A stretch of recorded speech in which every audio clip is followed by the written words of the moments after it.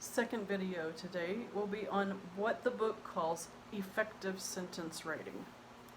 So I wrote effective sentences as your title. What that basically means is that we're working on sentence fluency by not only omitting run-on sentences, but also writing a variety of structures of sentences and making our writing sound more interesting and flow better. And so I have some different ideas for you on that.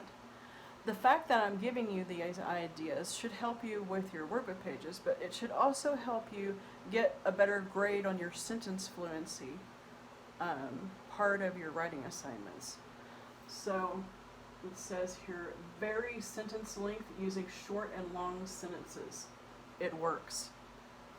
So you can see that I did that when I wrote the rule here. I wrote it works as a short sentence to kind of punctuate what I was talking about with the longer sentence. And you can do that. Don't write a lot of short sentences, but you can write several sentences of 2 or 3 words each in an essay, just between longer sentences. Then it says vary sentence structure.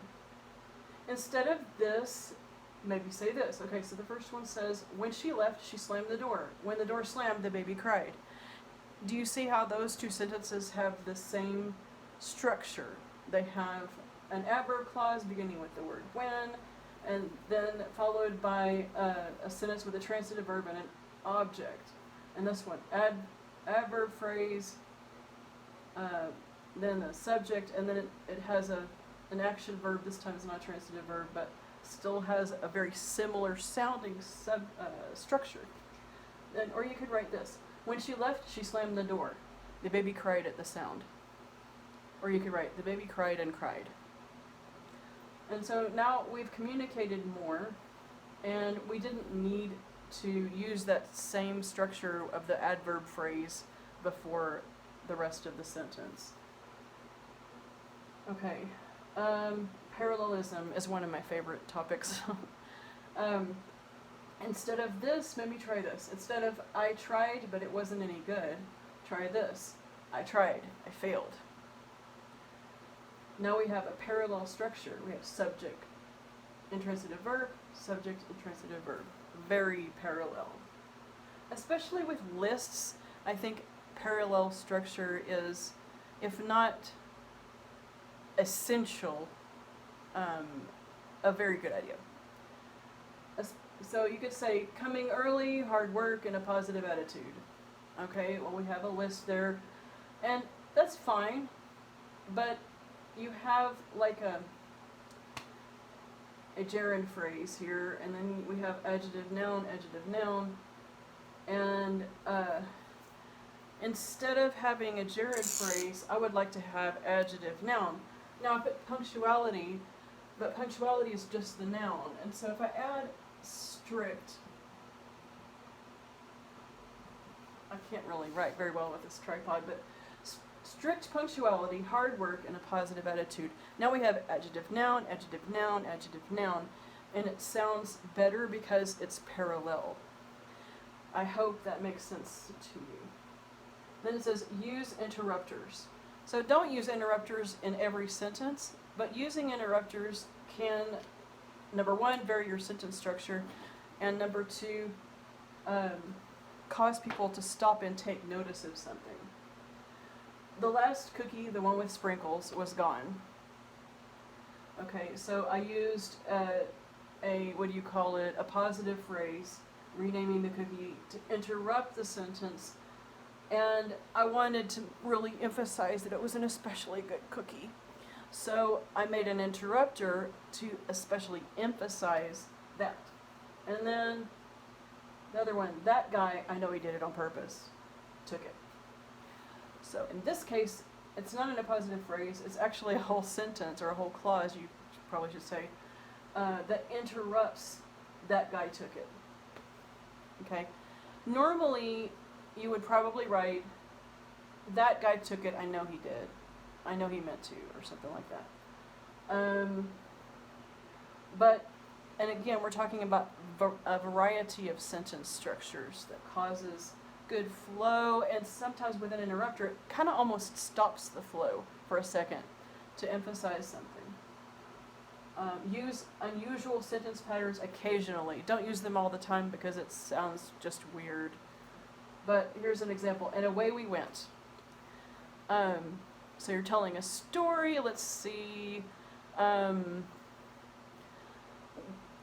maybe I'm getting on an imaginary spaceship and it's a fantasy story. And this kind of sentence contributes to that sort of tone. And away we went. It's better than and we went away. Okay? So it's a different kind of sentence pattern. Use passive voice. Okay, you can use passive voice, but mainly when the subject is unknown or unimportant. So in this first example, the dog was killed. I don't know who killed the dog, but I wanted to tell you that the dog was killed. And so I'm putting the subject and then the passive form of the verb here. And then this one says, this book was written 100 years ago. And so the author of the book is not what I want to communicate. What I want to communicate is how old the book is. And so this book was written passive voice 100 years ago. You could say someone wrote this book 100 years ago, but someone isn't a really great word. It doesn't really say much. And in English, we want all of our words, if possible, to say something. So we want to do away with, as much as we can, unnecessary words. And that's why we created the passive voice. Combine sentences in a variety of ways, avoiding pronouns and repetition when possible. So the pronoun someone, if I don't know who wrote the book, or I don't remember who wrote the book, the word someone is a pronoun that we can avoid by using passive voice. Here we go. Mary came to the party. No one arrived before she did. I did put a period, but you can't really see it, so I'm going to put a period here to make sure you can see it. Do that when you're writing, please. It would be better to say Mary came to the party first. This word, no one, is not really necessary. Arrived is kind of the same idea as came, so I want to choose which version of that expression that I want to use. And she did, Mary, she is the same person. Did doesn't really add anything to the idea. So Mary came to the party first. All this sentence is supposed to describe is that she came before anyone else, and first says the same thing. Again, in English, we like economy of words. We like to say as much as possible with as few words as possible. And then it says, I wrote a paragraph for the contest. Alex also wrote a paragraph. You do not need to have two sentences for that. It's better to say, Alex and I wrote paragraphs for the contest. Unless you really want to emphasize for some reason the fact that Alex wrote a paragraph. Maybe everybody else wrote poems and only the two of you wrote a paragraph, or maybe Alex never writes anything and you wanted to make sure people realize that he actually wrote something, that kind of thing. So make sure that what you are communicating when you're writing sentences is what you want to communicate. And when you're writing just sentences, maybe you don't know what wants to be communicated if you're writing sentences for the workbook.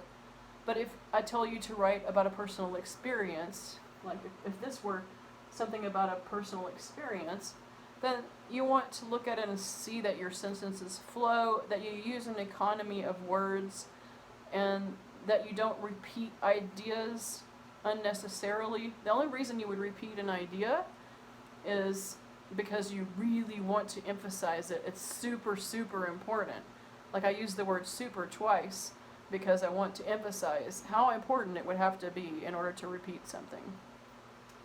So, you have workbook pages in which you are supposed to use these ideas to construct sentences. And so happy writing.